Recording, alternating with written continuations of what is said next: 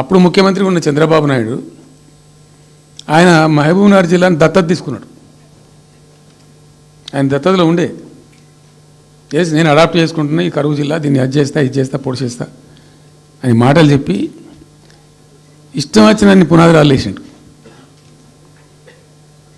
కలువ కుర్తి, మన్ను, మశాను రకరకాల పునాదురాలు వేసుకుంటూ ఉద్యమ సందర్భంగా నేను చేసే ఉపన్యాసాలలో నేను మాట్లాడేది ఈ పునాదురాలన్నీ ఎందుకు మనకు పట్క ఏడుస్తానిక చూస్తానిక ఏం లాభము, ఈ రాళ్ళని కృష్ణానదిలో అడ్డమేస్తూ చెక్కడమని అయితే ఎదురా భయం అనేది నేను నవ్వేది, జనం సప్పట్లు కొట్టేది సభలలో నేను చెప్తుంటే. ఒక్క డ్రాప్ వాటర్ కూడా పొలాలు పారడానికి రాలే. తత్ఫలితమైంది net result. What was the net result? Palamuru జిల్లాలో ప్రతి తాలూకా కేంద్రం అంటే ప్రతి నియోజకవర్గ కేంద్రం నుంచి వలసలు పోవడానికి ప్రజలు ప్రతి బొంబాయి నుంచి bus, Narayanpet Bombay bus, Wanaparthy Bombay bus, ఇంచుమించు అన్ని తాలూకాల నుంచి బొంబాయికి డైరెక్ట్గా బస్సు. ఏం చేస్తారు? ప్రజలు పొట్ట చేత పట్టుకొని వలస పోవాలి, బతకపోవడు తప్ప ఇంకో గతి లేదు. జిల్లాకు జిల్లా మొత్తానికి మొత్తం 100% కృష్ణా బేసిన్లో ఉంటుంది. భయంకరమైన కరువు. చివరికి ఆ జిల్లాలో ఉండే అనేక మంది కవులు అనేక పాటలు రాసిండ్రు. ఆ గోరెటి వెంకన్న గారు అయితే పల్లె పల్లెలో పల్లెర్లు మొలిసే పాలమూరులోన అని చెప్పి పాట రాసి పాడిండు. ఆ పాట బాగా పాపులర్ సాంగ్ కూడా, తెలంగాణ ఉద్యమం పొడుగుతో కూడా భయంకరంగా మోగినటువంటి సాంగ్. సో అట్లా జరుగుతూ ఉంది. మేము ఏడుస్తా పోయినాం, చూస్తా పోయినాం. అవి ఉన్న రెండే ప్రాజెక్టులు. ఒకటి బచావతి పెడితేనేమో దూరాల గతి అది.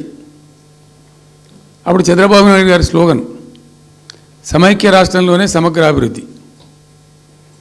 నేను ప్రథమ మహాసభకు పాలమూరు జిల్లాకు పోయినా, మహబూబ్నగర్ టౌన్లో పెట్టాం. పెద్ద భారీ మీటింగ్ జరిగింది. దాదాపు 70,000 మంది వచ్చిండ్రు.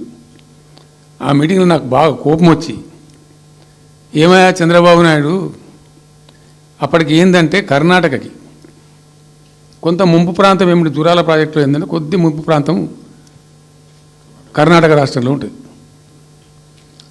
ఒక 13 కోట్ల రూపాయల వరకు కాంపెన్సేషన్ కట్టాల్సి ఉండే. కట్టడు, ₹1 కట్టడు. ఏమయ్యా చంద్రబాబు నాయుడు గారు, నువ్వు దత్తత తీసుకున్నావు, కథ తీసుకున్నావు, డైలాగులు చెప్తున్నావు, ఇక్కడ చచ్చిపోతాను జనము, బొంబాయికి వలసలు పోతుండ్రు. ఇటువంటి పరిస్థితులలో కూడా కర్ణాటకకు డబ్బులు కట్టడానికి డబ్బులు లేవా? ఇదేనా సమైక్య రాష్ట్రంలో సమగ్ర అభివృద్ధి అంటే? బట్టిగా బ్యారేజ్ ఆ గోడ లెక్క కట్టిన విడిచిపెట్టేది మీరు చూసి తమాషా పడన్నా అని చాలా తీవ్రమైన విమర్శలు చేశాను. మోకాళ్ళ మీద పరిగెత్తి కట్టిండి చంద్రబాబు నాయుడు. అప్పుడు ఆ కర్ణాటక చెల్లించాల్సిన కంపెన్సేషన్ ఏదైతుందో మోకాళ్ళ మీద ఉరికి నా దాడి తట్టుకోలేక కంటిన్యూగా పెట్టినాం. దాని తర్వాత చంద్రబాబు నాయుడు పార్టీకి సంబంధించిన ఎమ్మెల్యేనే ఆర్డీఎస్ దగ్గర బాంబులు పెట్టి పేల్చేయడం, అది మీ అందరికీ కూడా తెలుసు. బాంబులు పెట్టి పేల్చడం 2 సార్లు 3 సార్లు పేల్చారు. నేను ఫస్ట్ ఉద్యమంలో తెలంగాణ ఉద్యమం స్టార్ట్ అయిన తర్వాత నేను ఎంచుకున్న ఎజెండా, నా ఎజెండాలో మొదటి పాదయాత్ర నేను చేసినటువంటిది జోగులాంబ టు గద్వాల పాదయాత్ర చేసిన. ఈ అన్యాయం సంగతి ఏంది అని దాన్ని ప్రజలలో ఎండగట్టాలని చెప్పి, గవర్నమెంట్ కూడా ఒత్తిడి తేవాలని చెప్పి, ఎందుకు తెలంగాణ ఉద్యమం చేస్తున్నా మనకి లోకానికి తెలియాలని చెప్పి నేను జోగులాంబ టు గద్వాల పాదయాత్ర చేసిన. దాన్ని మొత్తం అసలు కంప్లీట్ 80,000 ఎకరాలకు బారాల్సినటువంటి ఆ ఆర్డీఎస్ కెనాలు 15,000 ఎకరాలు, 10,000 ఎకరాలు, 20,000 ఎకరాలకు వచ్చింది, తగ్గిపోయింది. అడిగే నాతులు లేడు. నేను అంతకు ముందే పాదయాత్ర కన్నా ముందే స్వయంగా మేమందరం జిల్లా మహబూబ్నగర్ జిల్లా నాయకులు నేను కలిసి ఆర్డీఎస్ హెడ్ వర్క్స్ ఎక్కడ ఉంటాయంటే కర్ణాటకలో ఉంటాయి, రాయచూరు దగ్గర. అక్కడ దాకా పోయి మొత్తం ఆశాంతం ఆ కాలువ పొడవుతో తిరిగి అర్థం చేసుకొని ఆ తర్వాతనే నేను గద్వాల టు మన ఆలంపూర్ టు గద్వాల పాదయాత్ర పెట్టాం. తిరిగి దాన్ని ఎక్స్పోజ్ చేసినాం. అప్పుడు అక్కడ గొడవ చేస్తే మళ్ళీ అప్పుడు జూరాల లింక్ కెనాల్ని మొదలుపెట్టింది చంద్రబాబు నాయుడు. జూరాల టు ఆర్డీఎస్కు లింక్ కెనాల్ అని మళ్ళీ డ్రామా కట్టి, అంటే ప్రతిసారి ఏమార్చడము తెలంగాణ ప్రజలను ఒక రకమైన దగా చేయటం తప్ప రాలే, ఒక డ్రాప్ వాటర్ రాలే, ఎప్పుడు రాలే. సరే కొట్లాడుతూ పోయినాం. ప్రజలు బాగా కలిసి వచ్చిండ్రు, సందర్భం కలిసి వచ్చింది, తెలంగాణ అదృష్టం బాగుంది. తెలంగాణ రాష్ట్రం ఏర్పడింది. ఇదంతా కూడా మీకు అన్న ముందు జరిగిన చరిత్ర, ప్రతి ఒక్కరికి తెలిసిన చరిత్ర. ఇది ఏం కొత్త స్టోరీ కాదు, కల్పిత కథ కాదు, పుట్టించి చెప్పేది కాదు. పాలమూరు జిల్లా యొక్క దరిద్రం, ఆ దరిద్రంలోకి పాలమూరు నెట్టివేయబడ్డ పరిస్థితి. నేను అందుకే ఊకే మొత్తుకునేది కదా, తెలంగాణ వెనుకబడ్డ ప్రాంతం కాదు, వెనుక పడేయబడ్డ ప్రాంతం, వెనుకకు నెట్టివేయబడ్డ ప్రాంతం అని చాలాసార్లు చెప్పేది. నేను వందల ఉపన్యాసాల్లో చెప్పిన అది ప్రూవ్ టు బి కరెక్ట్.